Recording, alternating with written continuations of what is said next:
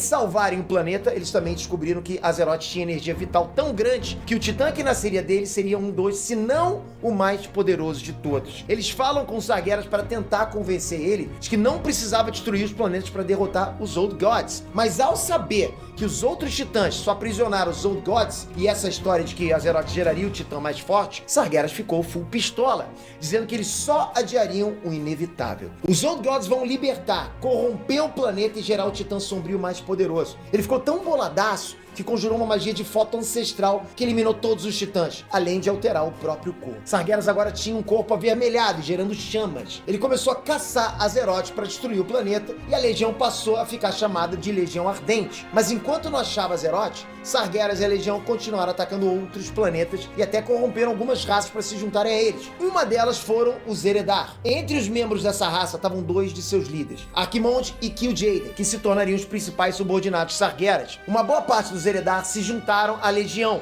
mas um pequeno grupo não quis e fugiu, se refugiando num planeta sem nome. Lá eles passaram a se chamar Draenei e deram ao planeta o nome de Draenor. Em Azeroth, a raça dos Elfos Noturnos descobririam a magia arcana, o que deu início ao uso de mágica em Azeroth. Mas essa descoberta teria consequências. Sargeras identificou o uso abusivo de magia arcana dos Elfos Noturnos e assim descobriu onde ficava Azeroth. Ele corrompe alguns elfos e fazem eles construírem um portal que levaria a Legião Ardente até Azeroth pela primeira vez. E foi aí que rolou a Guerra dos Ancestrais. Várias raças mortais e divinas de Azeroth se juntaram para derrotar a Legião. Essa guerra teve consequências terríveis. Um dos dragões aspectos, Neltharion, foi corrompido pelos Old Gods e atacou seus aliados, custando aos outros dragões aspectos muito sacrifício para derrotar ele. Ele convenceu os outros aspectos a criarem uma joia, a Alma Dracônica, com o poder de todos eles para derrotar a Legião, mas usou a alma contra os aliados. No final da carnificina desenfreada, a Legião é derrotada e a Nascente da Eternidade, que seria meio que o centro do continente Kalindor, é destruído. E isso provoca uma calamidade geral, que ficaria conhecido como cisão, que faz o continente único de Kalindor se dividir. E assim nasceram os continentes de Kalindor,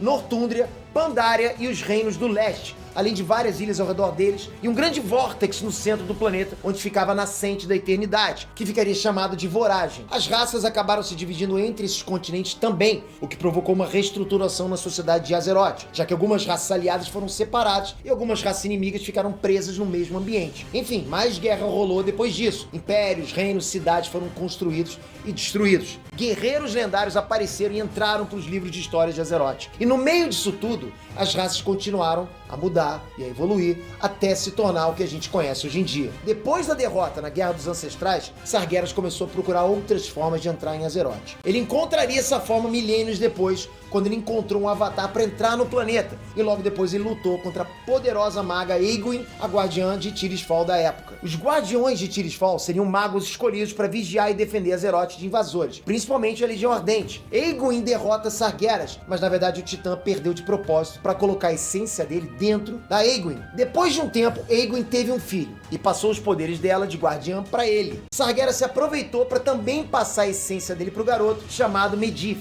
E agora sim, bora pro primeiríssimo jogo da franquia, Warcraft Orcs and Humans. Warcraft Orcs and Humans.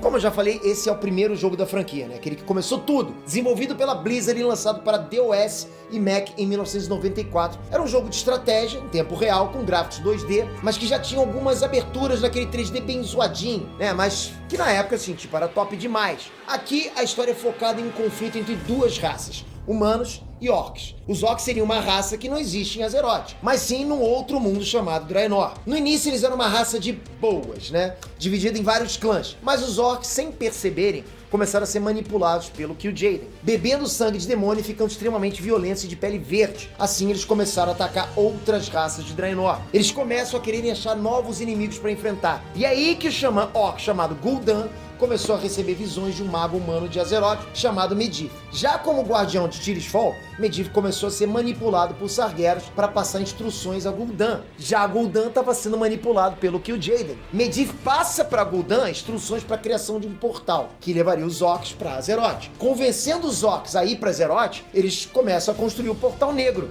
que é construído tanto em Draenor como em Azeroth. E graças a isso, os orcs começaram a invadir. O Portal Negro levaria os orcs para as proximidades do reino humano de Vento Bravo. Eles começariam a atacar fazendeiros, estudando terreno e tal, mas essas ações acabariam chamando a atenção dos poderosões de Vento Bravo, que enviariam o cavaleiro Sir Anduin Lothar para investigar esses eventos, que provocaria o primeiro encontro e a primeira batalha entre humanos e orcs. Os orcs venceram em números, e Lothar bateu em retirada para informar ao rei Lane Rin sobre a invasão. Os orcs sobreviventes também voltaram para Draenor e falaram com os líderes orcs sobre a verdadeira força dos humanos. Até então eles achavam que eles eram fracos por só encararem fazendeiros. E assim os dois lados começaram a se preparar para essa nova guerra. Por ser a primeira invasão orc em Azeroth, esses eventos ficariam conhecidos como a Primeira Guerra. Essa guerra traria muitas mortes para os dois lados. A maioria das primeiras batalhas eram vencidas pelos humanos, e os orcs começaram a se desestruturar. Os orcs eram formados por vários clãs independentes e não eram unidos, mas Gul'dan, se aproveitando disso, ofereceu a um dos líderes dos clãs, Mão Negra, o Destruidor, unificar os clãs sob a liderança dele. Como ele não é bobo nem nada, ele aceitou, e todo o exército orc se une e passa a responder a ele. Graças a essa unificação, os ataques dos orcs ficaram mais insanos. Eles começaram a queimar fazendas e várias outras fontes de suprimentos dos humanos, e estavam marchando para peitar o exército do rei Lane em Vento Bravo. Ao mesmo tempo, os humanos conseguem uma nova aliada, Garona meio orc, uma híbrida de orc e Draenei, uma nova raça de Draenor.